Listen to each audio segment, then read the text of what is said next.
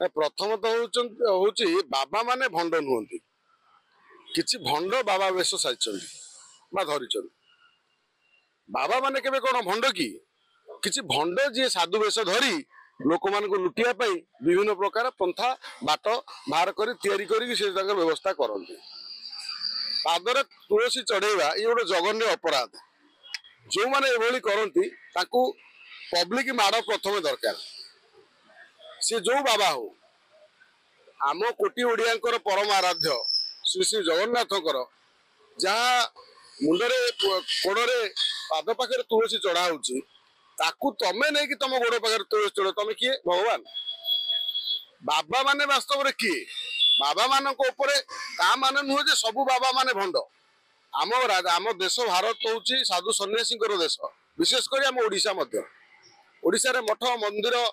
विभिन्न आम पुरातन बहु पौराणिक वर्णना अच्छी आम भारत ओडिशा मात्र आम ओडिशा रे किछिटा जो कहते भंड बाबा माने भंड बेपार करिया ना रे जो आसी विभिन्न जगह माड़ी बसिकी बड़ बड़ धंदा करती जमी सारथी बाबा बासला सुर बाहर केते केते बाबा एबे जो कुन्नी बाबा बाहर पाद पाखे तुलसी चढ़ाते ये बाबा को वास्तव में साबाड़ हवा आवश्यक थिला किछि साबाड़ होती आउ किछि साबाड़ होउचंती किंतु आमे केवल धर्म अनुष्ठान को टार्गेट कले हम ना बर्तमान आमे जो काली जहाँ देखुले जे भांगिला परे मठ भांगी जिते तुम सरकारी जगह को साधारण गोटे गरीब लोकटे खंडे पाऊनी तुम एवं जगह माड़ बसी से तुम गोटे साम्राज्य विस्तार कर अर्थ उपार्जन गोटे बाट या ये कसुंदी काले ग्रहणीय नुह किंतु सरकार जो तत्परता देखुं मठ मंदिर भांगिया से तत्परता देखेबे कि गोहत्या बंद करने ओडिशा रे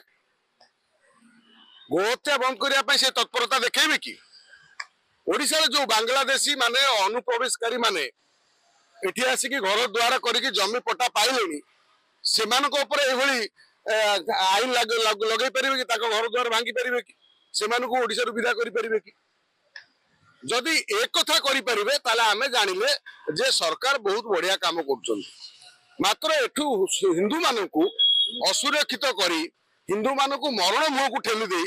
केतेटा बाबा ठक बाबा मंदिर मठ भांगीदे मठ भांगीदे यार समाधान नुह नहीं कथा हूँ चोर चोर सांगे पुणी तार साथी थे ना नहीं जी चोरी करे कौन एकुटिया कि सांगे आ गए दल नहीं जाइए ना जो मैंने से जो भांडा भी थे जो दलटी गोटे दल तो थाए ना गोटे रैकेट थाए गोटे रैकेट से बाबा सी बेश धरी बाबा वास्तव से बाबा नुह से भितर गोटे चोरटा गोटे डकायतटा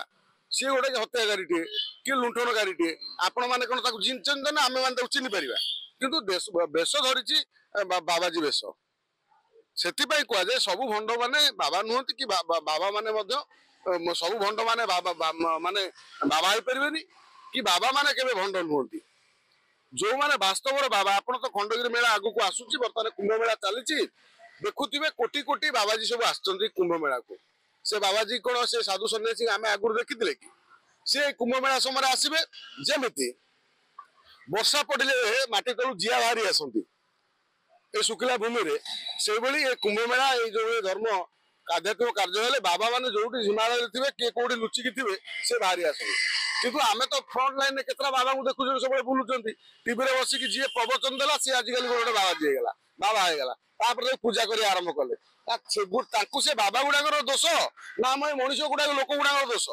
कौन चमत्कारिता न देखी जड़े प्रवचक को बाबाजी करवा बाबा भाविया बहु ईश्वर भाविया भगवान करवा ये आमरी विशेष कर आम हिंदू धर्म देखा जाए जी गोटे प्रवचन देला टीवी बसिकी तार हाइलाइट होगा सब मुंडिया मारी फुल थोई जो माने व्यवहार करते जो सतकी सी गोटे भगवान सी आमको हिंदू धर्म बाबद कहूँ धर्म उपर आलोचना करुँच सचेतन करुँ सी बाबाजी साधु सन्यासी आम देखा खंडगिरी मेला हूँ आगू आसूची खंडगिरी मेला अनेक बाबाजी मान देखिए जो बाबाजी मान आप साधु सन्यासी देखी नथिबे से सब कुआड़े जाती कुआड़े लुचि जाती पुणी जो कुंभ मेला है खंडगिरी मेला है से आसती किंतु ये जो नामधारी व्यक्ति बाबा माने जो माने बड़ बड़ आश्रम तैयारी करिकी लुटिया बही आमे तो ये ओडिशा रे केते केते बाबा अच्छा जो माने वृद्ध हो गले ସେମାନେ ଆଜି ପର୍ଯ୍ୟନ୍ତ ତାଙ୍କର କାମ କରୁଛନ୍ତି, ଧର୍ମ ପ୍ରଚାର କରୁଛନ୍ତି, ଧର୍ମ ରକ୍ଷା କରିବା ପାଇଁ ସବୁବେଳେ ଦିନ ରାତି ଈଶ୍ୱରଙ୍କୁ ପ୍ରାର୍ଥନା କରୁଛନ୍ତି, ଲୋକମାନଙ୍କୁ ଭଲ ରଖିବା ପାଇଁ ଈଶ୍ୱରଙ୍କୁ ପ୍ରାର୍ଥନା କରୁଛନ୍ତି। ସେ ବାବାଜୀ ମାନଙ୍କୁ ଆମେ ଦିନେ ଦେଖୁନାହାନ୍ତି, ସେ ତାଙ୍କ ଜାଗାରେ ଅଛନ୍ତି। ଯେତେବେଳେ ଆବଶ୍ୟକ ପଡ଼େ କୋଉଠି କାମ ଥିବ ସେ ବାହାରନ୍ତି। ମାତ୍ର କେତେଟା ହାତ ଗଣତି ନାମଧାରୀ ବାବା ଯୋଉମାନେ ଏଭଳି କାମ କରୁଛନ୍ତି, ଜଗନ୍ନାଥଙ୍କ ତୁଳସୀ ରଖୁଛନ୍ତି, ନିଜକୁ ଭଗବାନ କହୁଛନ୍ତି, ନିଜକୁ ପୂଜା କରାଉଛନ୍ତି ଲୋକମାନଙ୍କ ମାଧ୍ୟମରେ, ସେମାନଙ୍କୁ ଏମିତି ଭାଙ୍ଗିଦେବା ଦରକାର। ଆଉ ଯୋଉମାନେ ବି ଚିଲଉଛନ୍ତି, ବାସ୍ତବରେ କିଛି ଲୋକ ଆମେ ବି କହୁଛନ୍ତି, ଆମେ ବି କହିବା ଯେ ସରକାର ଯୋଉ ପଦକ୍ଷେପ ନେଇଛନ୍ତି ଭଲ ପଦକ୍ଷେପ ନେଇଛନ୍ତି, କିନ୍ତୁ ସରକାର ଆଉ ଗୋଟେ ପଦକ୍ଷେପ ନିଅନ୍ତୁ ଯୋଉଟା ନବୀନ ବାବୁଙ୍କ ସରକାର କରିପାରୁନି, ମୋହନ ମାଝୀଙ୍କ ସରକାର କରନ୍ତୁ। ଓଡିଶାରୁ ଗୋହତ୍ୟା ବନ୍ଦ କରନ୍ତୁ। ବାକି ରହିଲା ଯୋଉ ବାଂଲାଦେଶୀ ମାନେ ଆସିକି ଏଠି ଘର ଦ୍ୱାର କରି ରହି ଭବିଷ୍ୟତରେ ଆମ ପାଇଁ